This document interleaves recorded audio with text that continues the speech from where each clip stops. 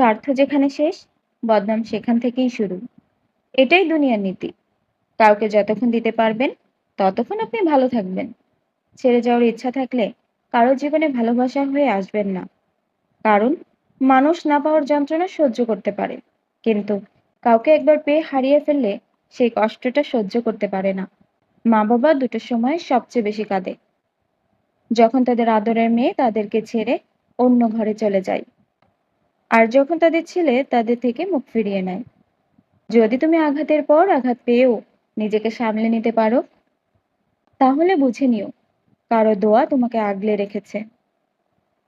সবসময় ছোটখাটো ভুল থেকেই শিক্ষা নেওয়া উচিত, কারণ মানুষ কখনো বড় পাথরের সাথে হোঁচট খায় না, বরং হোঁচট খায় কিন্তু ছোট ছোট পাথরের সাথে।